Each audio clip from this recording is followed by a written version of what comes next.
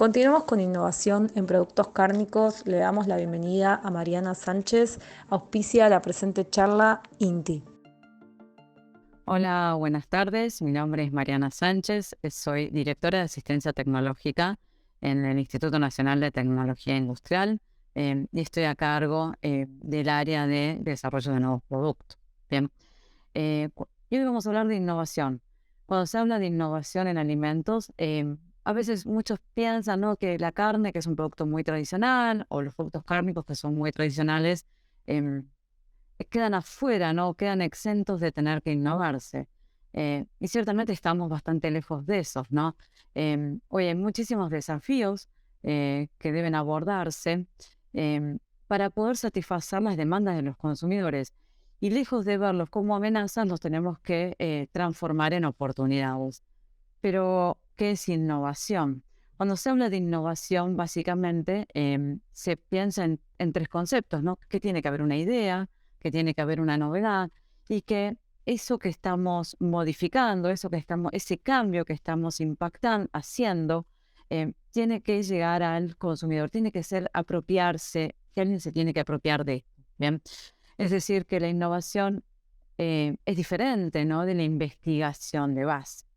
La innovación puede hacerse en producto, en proceso, pero también se puede hacer en gestión, ¿bien? Ahora, para que nosotros innovemos y hagamos un cambio y eso, bueno, repercute en un aumento de ventas, en una mejora en precio, en un acceso a un nuevo mercado, esa innovación tiene que estar dirigida a las necesidades del consumidor. Entonces tenemos que entender cuáles son las preocupaciones del consumidor, las búsquedas, cuáles son lo que está buscando el consumidor, em, a lo que aspira el consumidor, ¿bien? Y hoy el consumidor básicamente tiene puesto sus preocupaciones, ¿no? O sus nuevos hábitos están dirigidos a esto, ¿bien? A la sostenibilidad, al consumo de alimentos más saludables, a la elección de alimentos más convenientes, más prácticos, por decirlo de una manera, a un consumo más responsable y a la preservación de la identidad cultural. ¿Bien? Estos son como los grandes drivers que hoy mueven la acción de consumir. ¿Bien? Ahora, ¿qué es sostenibilidad? La verdad es que el concepto de sostenibilidad es bastante abstracto, ¿no? A veces nos cuesta llevarlo al terreno práctico, ¿no? ¿Cómo hago yo para hacer un producto, un proceso y después decir que es más sostenible? El concepto de sostenibilidad es un concepto bastante em, amplio que implica que en los procesos productivos no pueden consumir los recursos a largo plazo. Bien, sostenible implica un beneficio para el planeta, para la comunidad em, y obviamente la generación del agregado de valor. Bien, o sea que la sostenibilidad no se da simplemente, no se reduce a disminuir el impacto ambiental, ¿bien? Sino que tiene otra faceta. El consumo de alimentos más sanos, más nutritivos o más saludables. Los alimentos no suelen ser tóxicos, o sea, los alimentos no deberían ser tóxicos, sino quedan afuera del concepto de alimentos. Sin embargo, el consumidor busca algunas cositas más, ¿bien? Por ejemplo, busca que el alimento sea libre de sustancias que considera que quiere excluir de su dieta, sustancias que le producen alergia, quiere que sea libre de gluten, ¿no? O sea, hoy se entiende que lo que comemos impacta en nuestra salud. Y esta tendencia o esta búsqueda o esta priorización por alimentos de perfil más saludables, más nutritivos, es una tendencia que se afianzó durante la pandemia, ¿bien? Cuando todos no sabíamos qué hacer para cuidarnos, la gente se guardó, dijo, bueno, voy a comer saludable. Y visualizó que comiendo saludable y que haciendo algunos cambios en su alimentación, bueno, tenía un impacto positivo. Así que esta es una tendencia que creció durante la pandemia y que se sabe que va a seguir creciendo. Bien. Y acá el desafío de los productos cárnicos es grande, ¿no? Porque todos sabemos que las carnes vacuna, bueno, tiene un perfil de grasas que donde predominan las grasas saturadas. Las grasas saturadas están observadas, entre otras cosas, ¿no? Entonces, los productos cárnicos normalmente tienen altos contenidos de grasa, no todo lo que es chacinería tenemos un contenido de grasa más importante. Los productos cárnicos tienen mucho sodio. Entonces, en el caso de los productos cárnicos, tenemos muchísimo por hacer para obtener un producto con un perfil un poco más saludable. ¿Bien? ¿Qué significa que un alimento sea conveniente? Significa que sea práctico.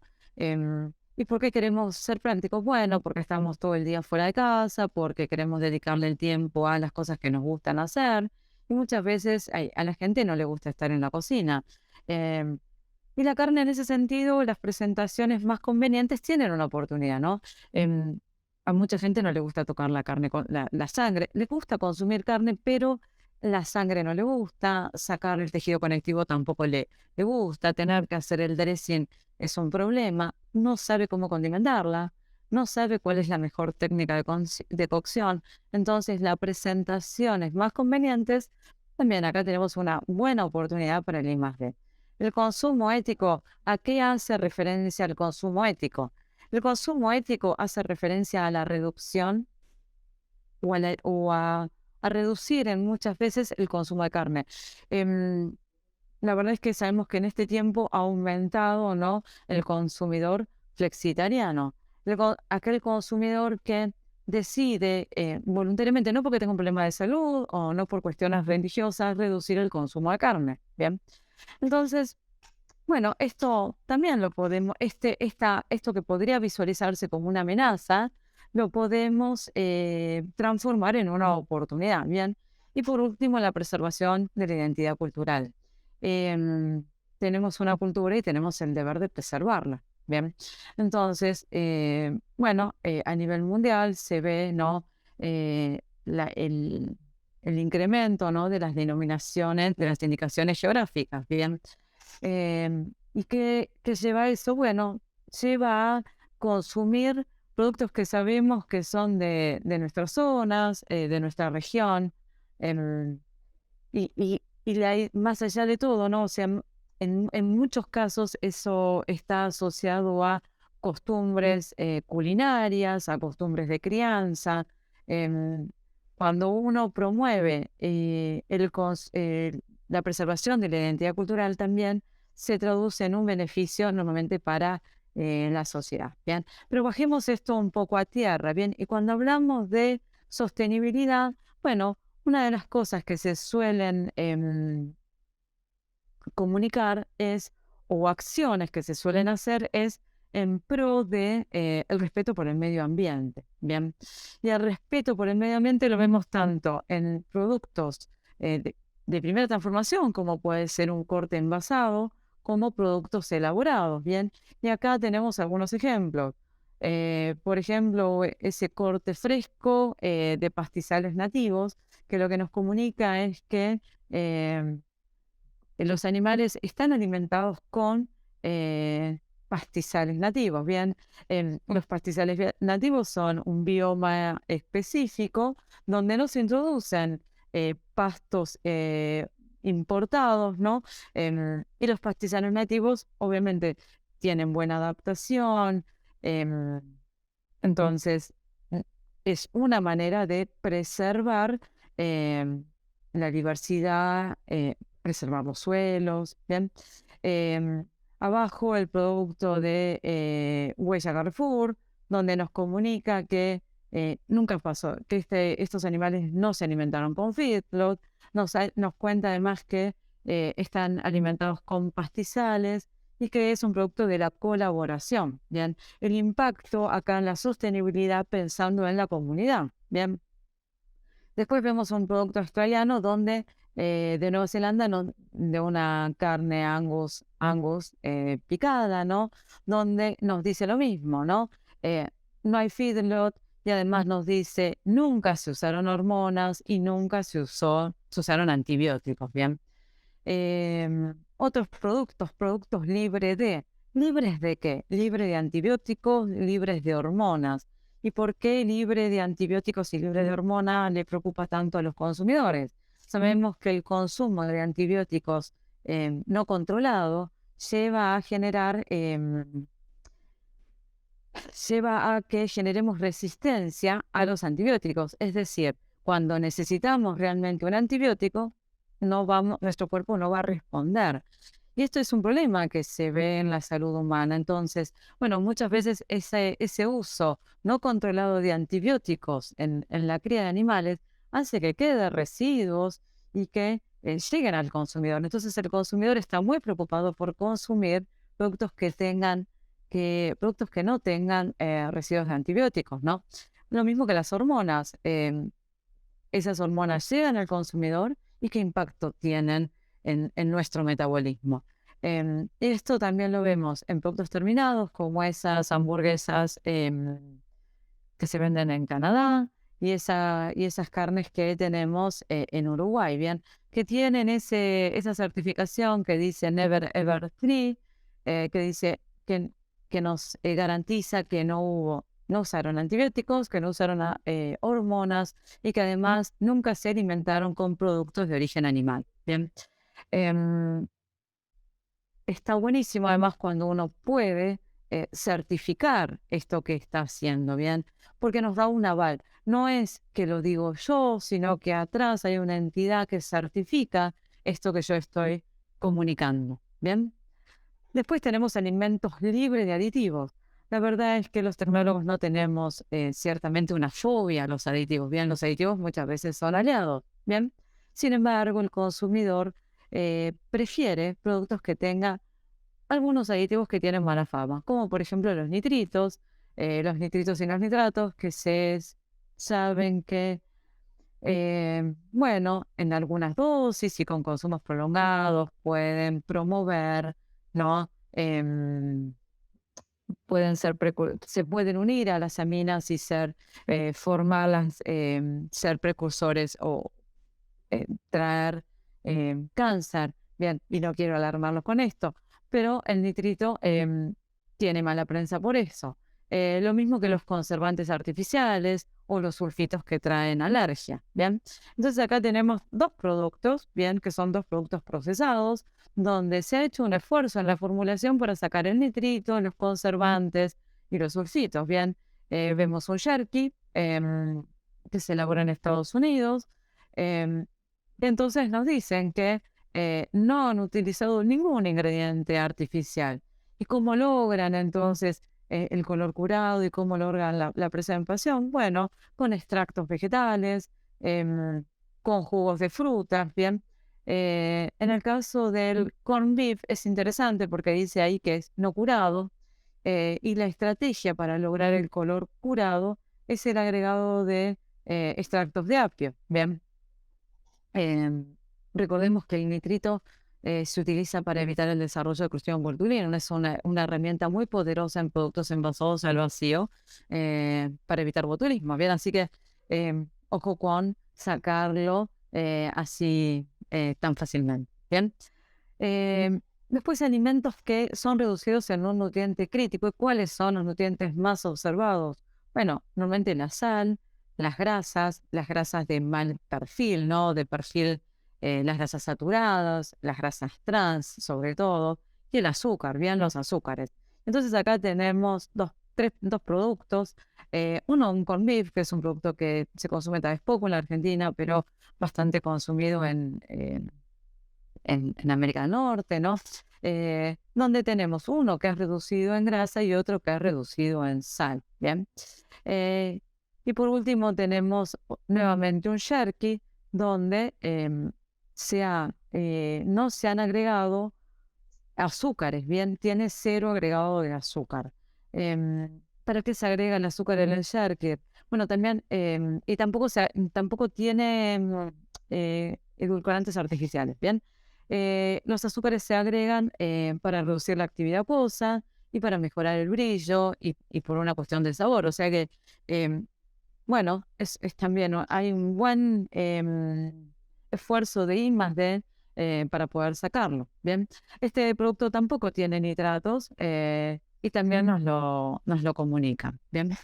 Después tenemos productos para personas con intolerancias o alergias, ¿bien? esa es una categoría interesante porque hay personas bueno, que no pueden consumir, por ejemplo, gluten o tienen una alergia a la soja, al huevo, a los lácteos, ¿bien? Y acá tenemos un producto que es tal vez de los más convenientes, ¿no? O sea, ¿no? Que son las albóndigas.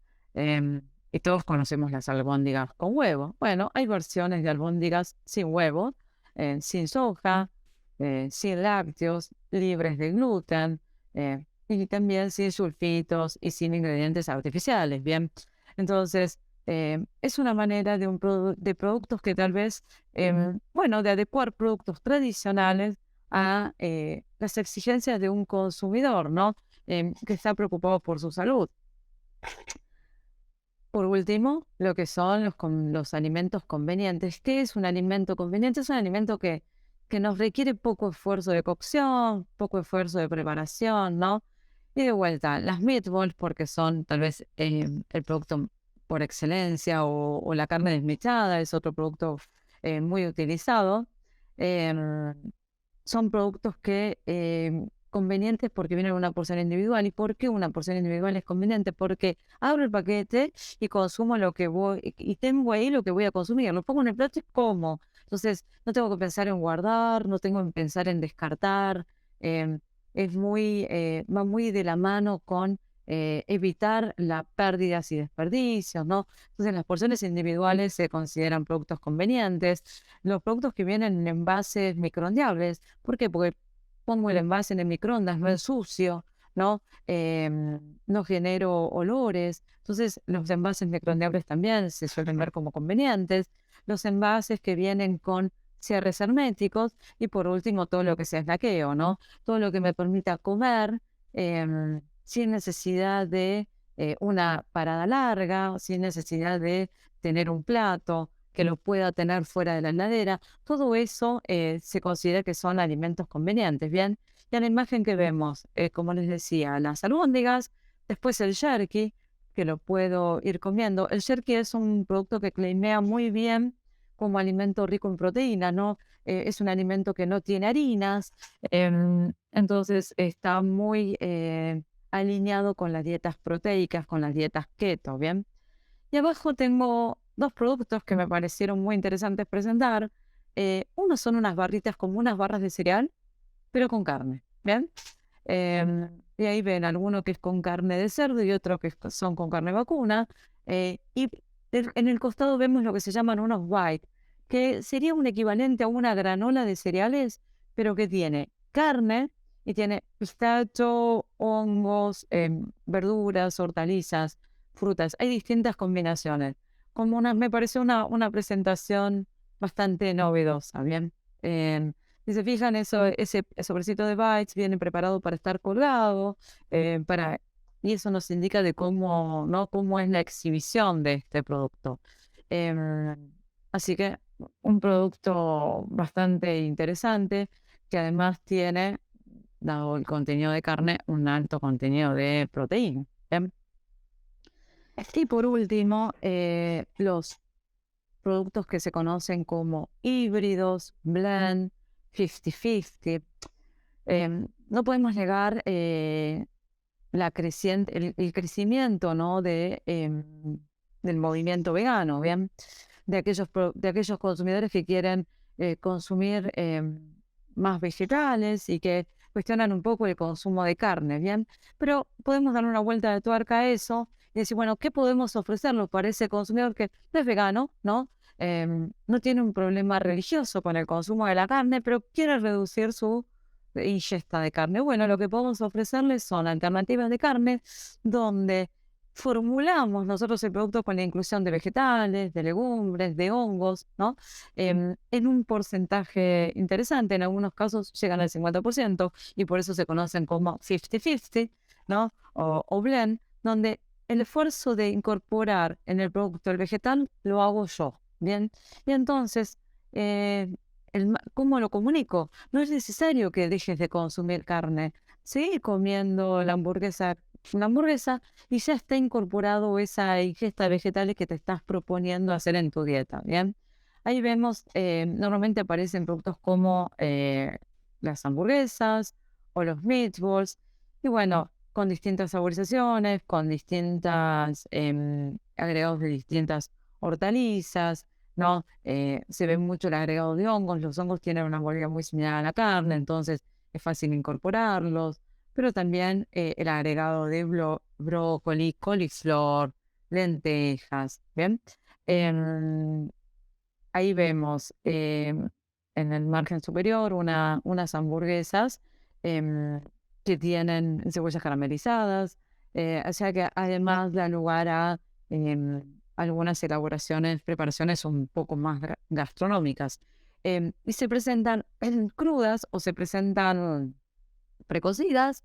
Y abajo vemos por último un blend donde es un poco más simple la formulación. Lo que se agregó fue proteína, bien, proteína en polvo, proteína vegetal, bien. Algunos dicen que esta categoría es la que va a empezar a crecer. ¿Por qué? Porque los análogos que se hacen sobre la base de proteínas vegetales, ¿no? Bueno, son etiquetas muy largas, etiquetas que requieren muchos aditivos, em, que implica traer ingredientes muchas veces em, de muchos lugares, ¿no? Entonces, ese tipo de formulaciones no logran satisfacer del todo, ¿no? La demanda de un consumidor responsable. Entonces, para esos consumidores, estas alternativas parece que podrían ser una solución. Y se van a ver los blend con proteínas vegetales, pero también se van a empezar a ver en poco tiempo los blend con carne artificial. En aquellos países, obviamente, donde está habilitado, como es Singapur, ¿no? O Israel. Em, y de alguna manera es una forma, ¿no? de introducir esa carne de laboratorio, ¿no? A una estructura, ¿no? Cárnica, ¿no? No tengo que hacer el esfuerzo de darle la estructura, sino que la estructura, la mordida, la apariencia, bueno, me la va a seguir dando ese 50% de carne real que tengo, ¿no? Y esa carne obtenida en un laboratorio, bueno, solo va a estar cumpliendo otras funciones. Así que bueno, esto es lo que traje para mostrarles hoy, algo de innovación. Espero que les haya gustado mi presentación. Mi nombre es Mariana Sánchez y ahí les dejo mi mail. Y bueno, seguimos, nos vemos en la mesa redonda.